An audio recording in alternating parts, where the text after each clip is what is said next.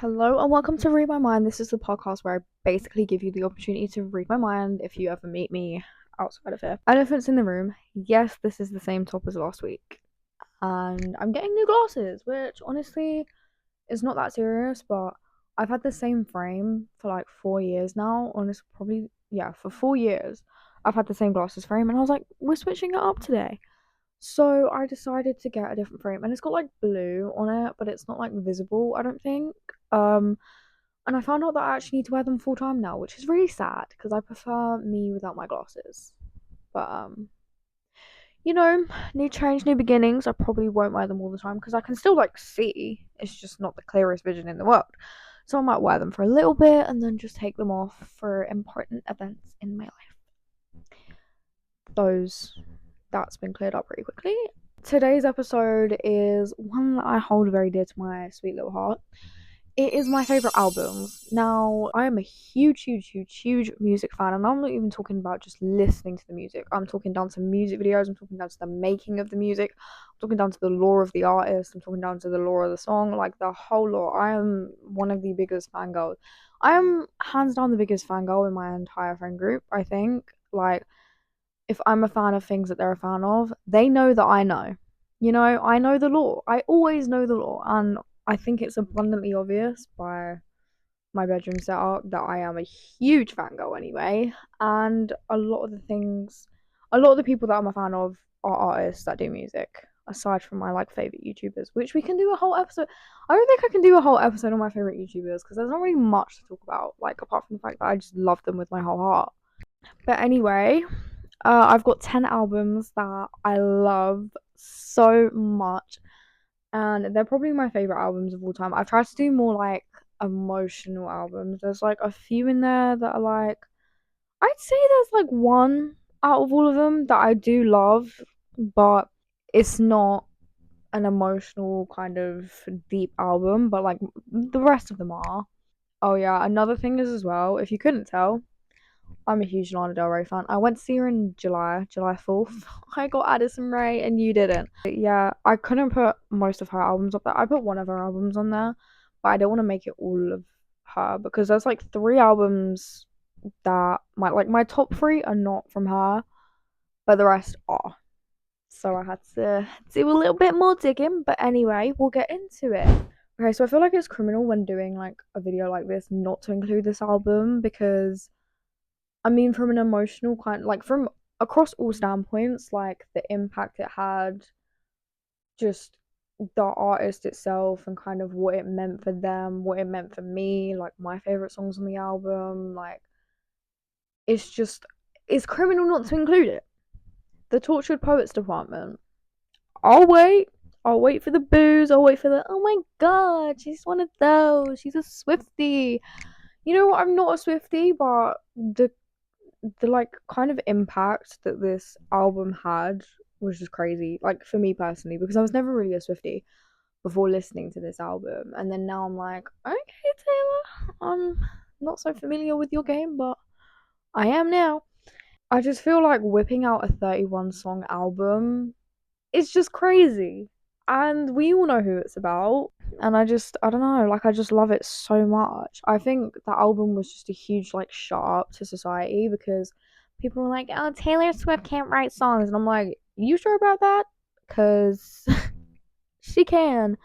But then to be fair, she did come out with Life of Showgirl. And me personally, I don't like it at all. I hate it. I actually hate it, which is okay. It's not like I hate her. I just hate that. Not my type of album. And that's okay to have your opinion. But yeah, I just love Tortured Poets Department. It's my top three songs are Fresh Out the Summer, Lost of My Life, and Guilty as Sin. To be honest with you, have I listened to all 31 tracks? No, but from what I have listened, I've listened to like most of it. It is just such a masterpiece. Like it's the best Taylor album ever, and I will defend this album with my life. I think the reason why I like the reason why those are my top three are because they're just so relatable. Apart from like Guilty as Sin, but like the top two, they're kind of relatable. I mean, Fresh Out the Slammer is because it's just like, do y'all ever have a default crush? The lore is deep for me.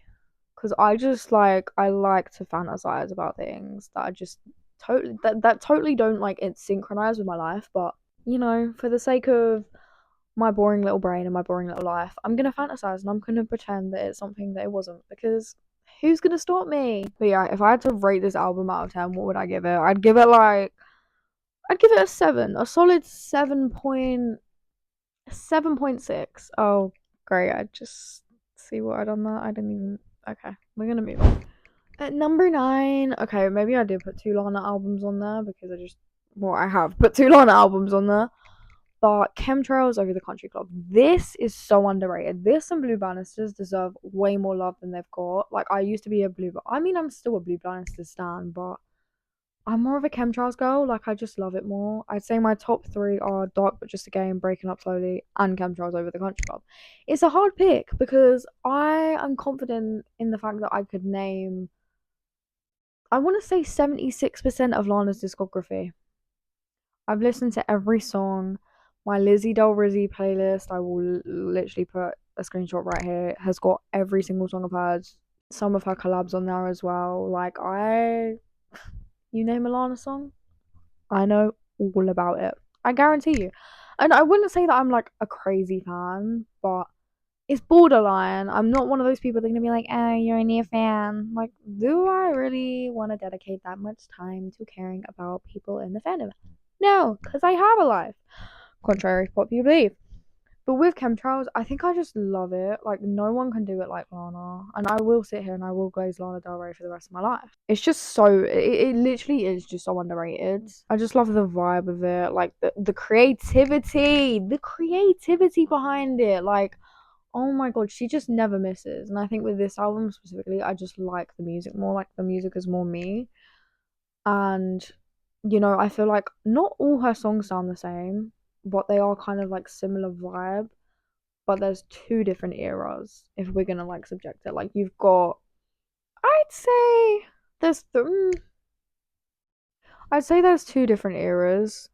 Like, you've got the first half of her career up until Honeymoon, and then you've got like the in between, which is like Lust for Life, Norman Rockwell, and then you've got the other 3 albums that I think are relatively like the same vibe era.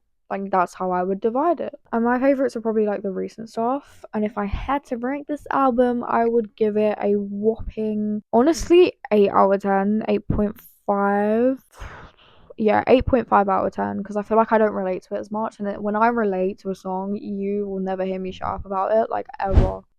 8th album on the list is Harry Styles' debut. Honestly, I was a huge One Direction fan as a kid. I have a few little stories up my sleeve that I'm not going to say because they're just really embarrassing, and we need to get to know each other a little better before I start telling you things that I used to do when I was like 5. But I was obsessed with One Direction. I had bed sheets, I have dolls, I had the whole flipping lot. I think I actually went into psychosis. Is it psychosis? Yeah, I think we've already established what psychosis is. But I think I went into psychosis when I was like 5 for my 5th birthday, and I could have sworn to you that I thought my aunt somehow were bringing One Direction to my house, which is crazy. Like, it is insane. But to be fair, I was 5, and I was like, I swear. I think I told my mom this when I was like 10. I was like, I swear I was like gonna get One Direction to like come over as my birthday present for my 5th birthday. It could have just been like fake people, but me, I would have been able to tell in a second. That is not my man.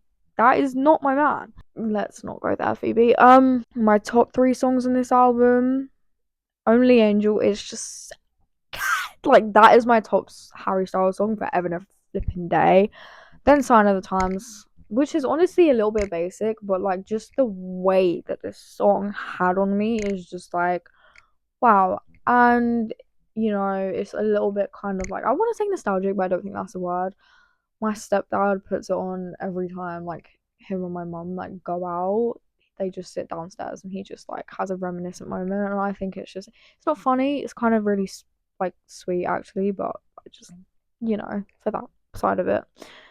And my third song is Carolina. Like, I just love the vibe of that song. Like, that whole album is just so good.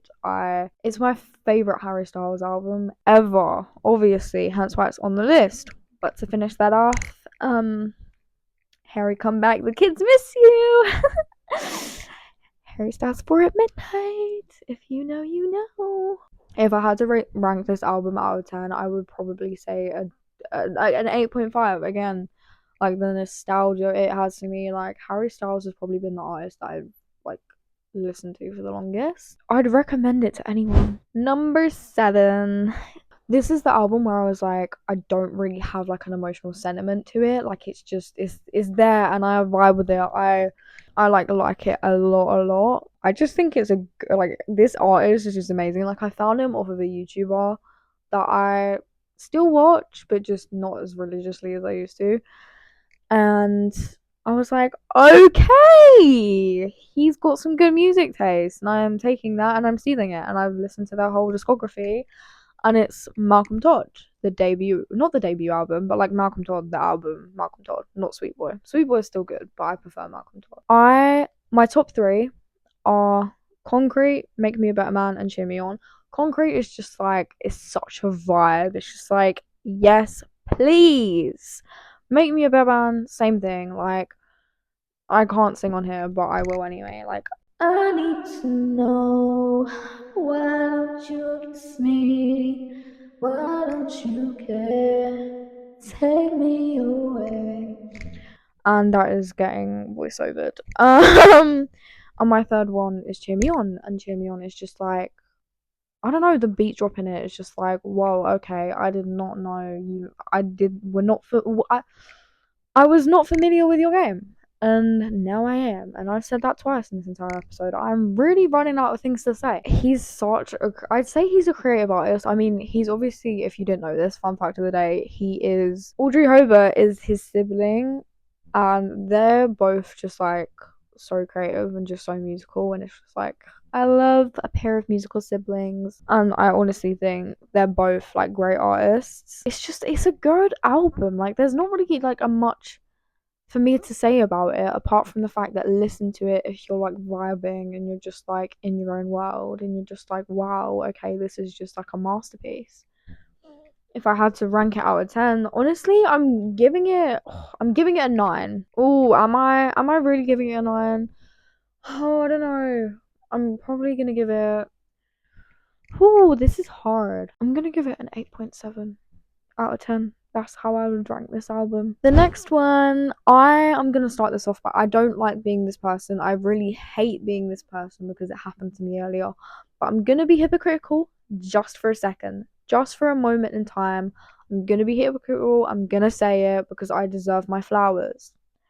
Silence Between Songs by Madison Beer. Now, I've been a Madison Beer stan since 20, honestly, since like 2020. Yeah, since 2020. So, like 5 years, okay? Since I was 9. Wait, no, not 9, 11. I used to bang out Good and Goodbye every single day, and I was like, you put the over and over, put the accent next. They know I ain't yours, just listen to me, cause you toxic boy. I ain't even gonna try to put you G-O-O-D and goodbye. Anyway, yeah, for my own peace of mind, I've been a Madison Beer stan for a long time, and honestly, I was so proud of her when she went on the Victoria's Secret runway, and I was like, she deserves to be on it. Like I just love Madison Beer so much, so much. Like it's just she is one of my favorite artists in the entire world. Like I mean, this album just changed the trajectory. Like this album changed the trajectory of my life, and it's just so underrated. Like the lyricism is insane. I relate to it a lot. I think her as an artist is just so overlooked because she's like literally the most gorgeous girl on earth, but there's so much more to her than that, you know? Like her talent is just amazing. I mean, if you need to like hear her sing live, because apparently listening to her songs on Spotify just isn't enough for you, listen to the Vivo performances. I'm pretty sure that's what they are. And see for yourself, or just listen to her perform live. Just search up on TikTok and be like, Madison Beer concert. Have a look. She can sing, and I'm like, wow, you are so talented and so gorgeous, and you're just perfect in my eyes. My top three songs are Envy the Leaves, King of Everything, and iOS. Like, I know ball, guys. I know ball. I love Envy the Leaves because I do think the meaning behind it is just like, wow, like, yeah, I wish I was naive, girl, believe me, because it's just like, it can get so overwhelming knowing too much. You just like, you don't want to know. You want to break. You just want to, like, you envy the leaves. That's the whole point of the song. Like, it is such a, I don't know, I just love her music. And King of Everything as well is just like, I don't even relate to it in the slightest bit unless we're going to talk about my father in this instance, but I don't think I can really do that.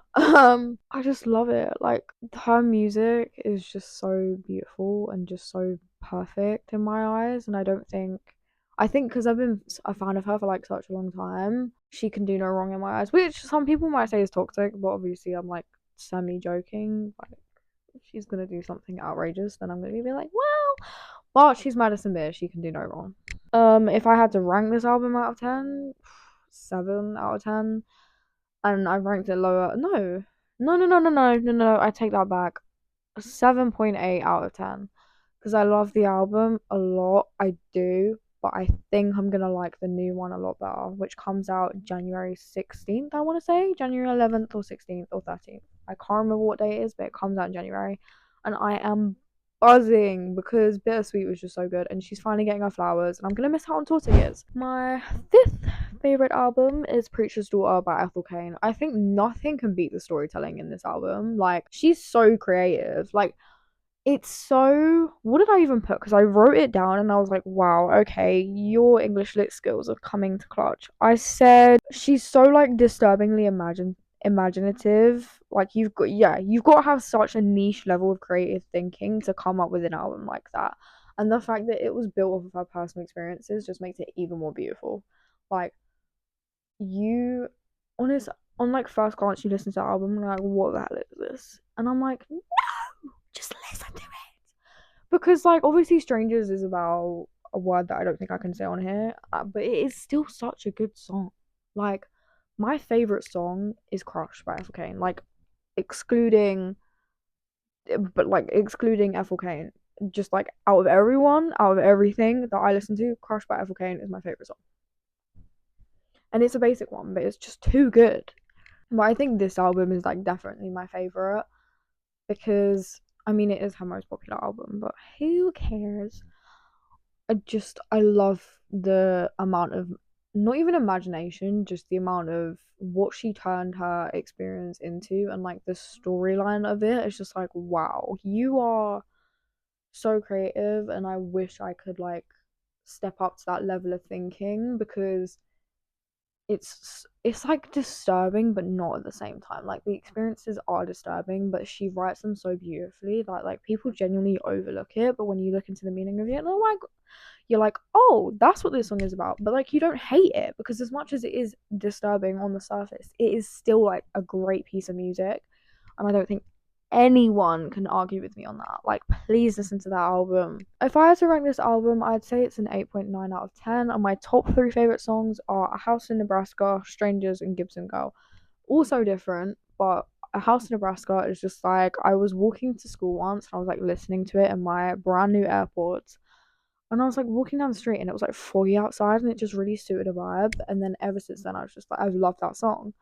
Strangers is just like the guitar bit. I think that's what it is. It's just like you're getting sent to heaven and hell, just like that. And it's just like, it's an amazing experience. And Gibson Girl, I just think that song is just like such a vibe per se. There's not much else to it apart from that. Like, I just love that song too much. Not too much, but a lot, which I think is valid. But yeah, I'd give it an 8.9 out of 10. Ethel just like blew my mind with this one. Honestly, this album right next to Ethel is gonna look like really, really, really bad because of the beef per se.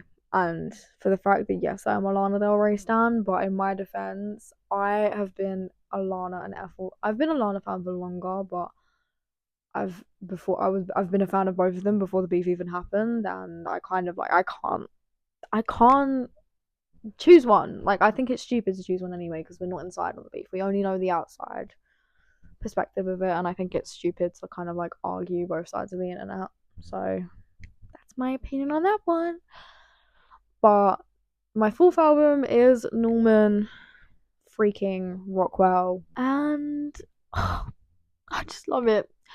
This is, I'd say it's my favorite Lana album because it was the first one that I ever like fully listened to, and I went through a lot last year. Like 2024 was not my year. I don't say 2025 has been worse, but I kind of went through a change in 2024 that was just like, okay, this is like weird, this is different, and then I just discovered Lana, and then I was like listening to her, and this was the first album that I ever deep dive, and I remember listening to The Greatest in my bed and I was just going through it, and then like 2 seconds later I was just like texting my friends and I was like, oh my god, yeah, I listened to Lana, and she was like, oh my god, what's your favorite song? We're like really close now, but yeah, it's just like a defining moment in my life, I guess, because I went through a lot. Top three are The Greatest, California, and How to Disappear. Like, oh my god, she could actually, I want to be hit with like a pair of headphones that are playing those songs like this, you know? That's the best way to explain it, which is honestly pretty morbid, but like that, oh, I just love it. Like, it was the first vinyl that I ever got, and it made me want to start the collection of like gathering all my Lana vinyls. I've got 3 left, almost 4 if she releases Stove in January.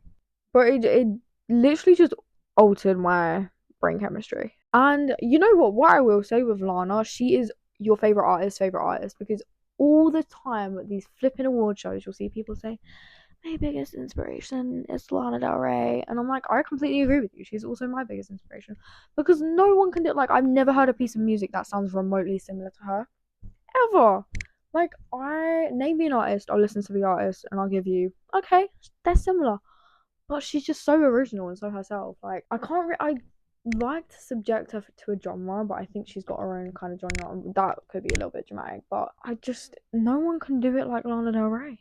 And that is a fact, my friends. And The Greatest is simply just The Greatest. My favourite Lana song of all time. If I had to rank this out of 10, 10. Literally 10. Like, the next 3 albums are going to be 10s. I'm sorry, it's a little bit, like, okay, well, what's the point in this then? But they're 10 out of 10 albums. Next album is the one that I'm getting on right now. I'm so excited. Sorry, I've been waiting for this forever. Like, I'm not even joking.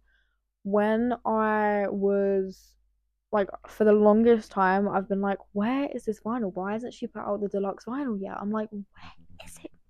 Older and Wiser by Lizzie McAlpine. It's like an out of body experience because I've never heard an album so personal ever. Like, oh my god, Lizzie McAlpine, you could actually hit me in the face and I would give you £100,000. Dramatic? I don't think so, because one thing about, I mean, we're gonna start off with my top 3. Pushing It Down and Praying. Call Me Basic. I don't care.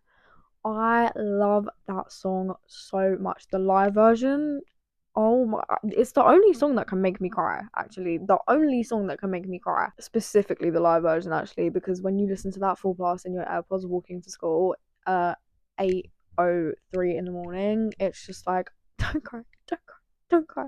And I do it to myself because it's just like, wow, I'm feeling emotion, which is honestly really sad, but the song is really sad in itself. But it's just also like, yes, I feel you, girl.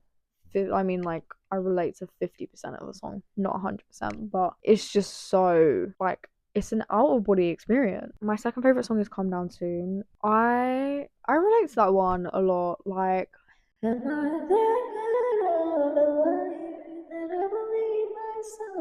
again. From actually, can I sing? I don't know. I guess we'll never know, but that is not me singing properly, because if that was, that'd be a crime. But I love it. It's just such a good album. Like, it really is. Nothing's ever gonna beat it. No, I mean, obviously, yeah, things that have beaten it. The level of like personal kind of, the personal aspect of it is just like, I just love it. And my third favorite song is Vortex, because, well, someday I'll be able to let you go. The 2022 situation shit, which I could do a whole episode about, but I'm not gonna do a whole episode about it because he's probably like, you are crazy. I've not thought about this once. And I'm like, yes, I have, because it was a defining moment in my life. And yes, I make it a big thing because, again, my life is pretty boring, so I make things big in my head. And then I live, laugh, love. But oh my god, don't even get me started on the making of this album as well. Like, I watched the full making of the album and it's just so beautiful. Like, I think after I watched that video, I downloaded BandLab again and I started like making music. I've wanted to sing slash be famous, I guess, from the age of like, since I flipping came out the womb. Like, I knew I wanted to have like an online presence in a sense, and I've always wanted to sing, but my motivation kind of got killed for that. Beautifully. But I just, yeah, I've always been so passionate about music and just like the artistry world and just like lyrics specifically. Like, I love it so much, and just I want to write a few songs, but I don't think I'd ever release them because that's just not needed. But I do think it inspired me a lot because I love Lizzie McAlpine. Like, she's just an amazing person overall. But if I had, I mean, yeah, if I had to rank this album out of 10, 10, not a surprise. She's just like perfect. I'm not even, don't even get me started on the Pushing It Down prayer music video. I'm a role model stan, and we will move on to that very soon. Role model and Lizzie McAlpine in the same video. Get me in the studio right now. Where are they? I'm taking them back to my house, and they're my best friends for the rest of my life. I just, yeah, them two, I just love them so much. My second favorite album, Emails I Can't Send, forwarded version by Sabrina Carpenter. Oh my god. Again, I've been a Sabrina Carpenter fan for like a long time, but like I've been a dead like stan since Emails I Can't Send came out. Again, the 2022 situationship is what I relate to the most about this album. She said it herself, like this was her first real heartbreak. And don't get me wrong, that I was like 13 and that was not my first real heartbreak, but I think for the age that I was, and like obviously you dramatize everything at that age, I was like, wow, this is something. This is an experience. This is like, I listened to it and I'm like, yes, I relate to this so much. And I'm like, babe, you really don't, but I kind of do. My top three songs on that album are Tornado Warnings, Decode, and Emails I Can't Stand. Because the lore that I have with this album is crazy. Because, yes, we had the 2022 situationship, but I had a crush on one of my teachers last year. And again, I dramatized it.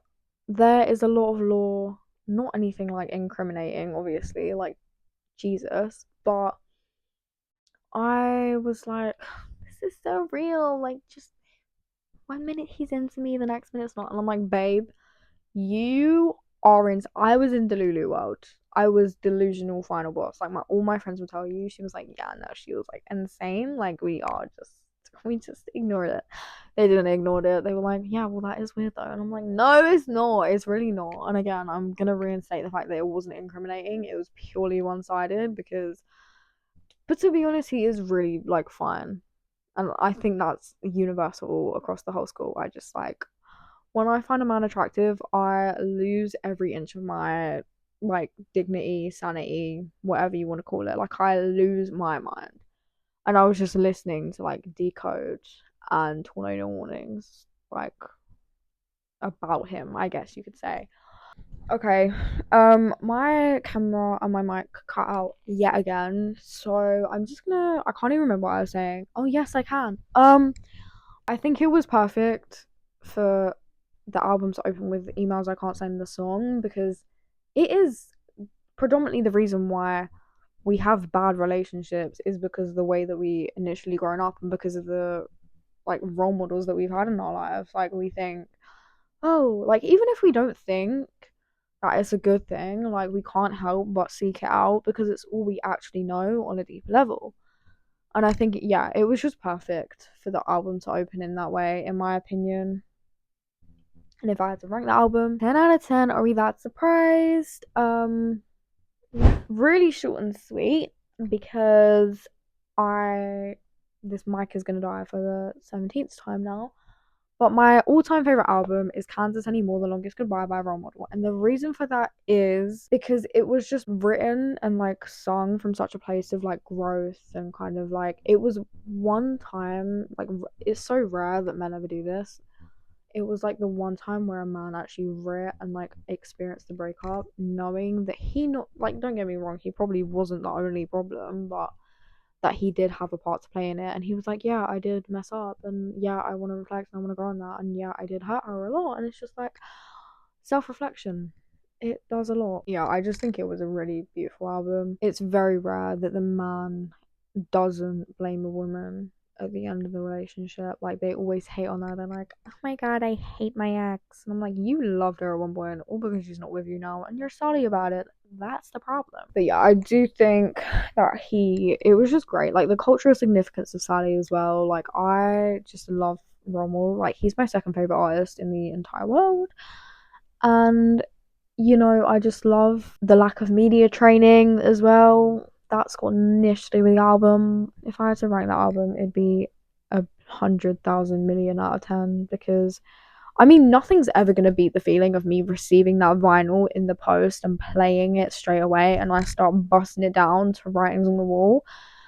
It was a beautiful experience. And I remember the first time I listened to that album, I got it from the same YouTuber that I got Malcolm Todd from. I don't think that person's hard to figure out, but it's like, it's just such a beautiful masterpiece, work of art. And a man that listens to Malcolm Todd and role model, send them my way, please, God. Yeah, I love that album. And my top three, I don't think, yeah, my top three songs are Sun Protector, Something Somehow Someday, and Old Recliners. As of now, it always changes, but Something Somehow Someday is going to be played at my wedding, no doubt, because that is lyrically the most beautiful song ever. Like, it's just so good. Like, if someone ever read that about me, I'd come crawling back to them on all fours. I don't care how problematic that might sound. I would. Who wouldn't, actually? Because if I had a whole album written about me, I'd be like, wow, I feel so loved right now. But I think for the sake of the album, the breakup did have to be like huge for it to be classed as like self-reflection. Because if you just like want her back after all that writing, it's just like, well, here we go again. And it just defeats the whole point. But I do love the album a lot, and to finish it off with The Longest Goodbye as well, it's just like, and the Leve remix as well, I was like, wow, okay. But my friends, to conclude this episode, which has been one hell of a roller coaster, because I've been filming for about an hour now with breaks in between because of this mic that is attached to the big mic, secret of the day, I guess. Unless you watch the first episode, actually. I hope you have a wonderful evening, wonderful day tomorrow, week, year, life, and come back next week for an episode that I'm like almost 1,000% sure you don't want to miss, because why would you? So subscribe, because I know it came up in the corner of the video. Subscribe, like, comment, follow all my social medias in case you want to drop like a little inquiry or something, in case you want to drop an episode idea, drop it in the comments. I will be asking for episode ideas either on my Instagram story or on the post tab in my YouTube channel. So if you ever see a post on my YouTube, then feel free to drop an episode idea, because I'm open to anything. I will do my research. I have a spam account on TikTok that I'm not going to put in the description because it is low-key embarrassing, but if you're brave enough to watch the whole of these videos, you're welcome. And to finish off with the YouTube thing as well, I am going to start uploading videos. I don't know when. Could be next year. Could be next week. It's not going to be next week. But it will be soon. I promise. I just need to get my priorities sorted out, and I just need to get time management. And I do need video ideas because I don't really know what route to go with this. I could either go like challenges with my sister, or I could do like personal. I don't know. I can switch it up. I can do whatever you want me to do. Just give me some ideas and I will see what I can do, and I'll update you every week if you want me to. But for now, I hope you enjoyed. This episode was a bit of a rogue one. I mean, it's only the third episode, but I wasn't really planning on doing like favorites, but I guess here we are. Love you. Goodbye. I will see you next Tuesday.